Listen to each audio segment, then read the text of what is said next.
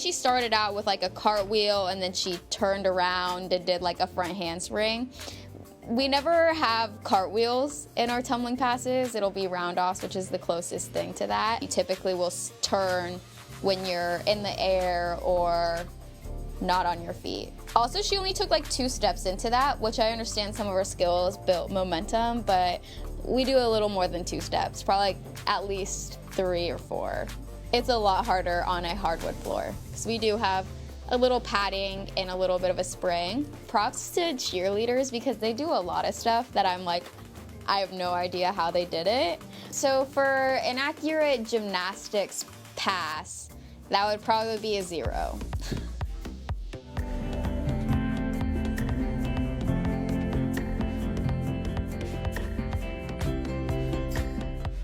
Amazing.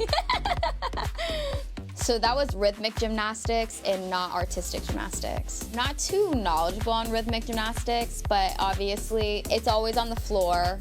They're incredibly flexible. They're like coordinated, which most artistic gymnasts are not coordinated. So they take that ribbon and they throw it up, they do something like beautiful, and then they catch it again. You know, he was getting pretty good spins on his ribbon, but since rhythmic gymnastics is so beautiful and like stunning, he didn't like elongate his legs at all, and he wasn't showing any flexibility. He was like galloping versus actually like doing something. I've never seen a gymnast smoking on the rings. Women don't do rings as an apparatus.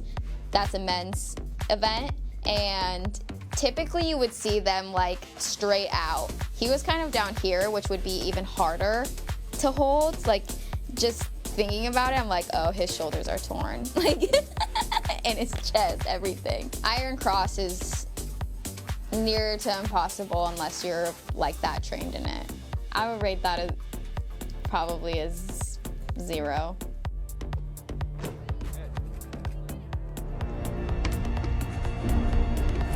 A gymnast would always notice if a screw or a nail were on the beam, because you're pretty much always spotting where your hands and feet are, and you're also just like looking at the beam.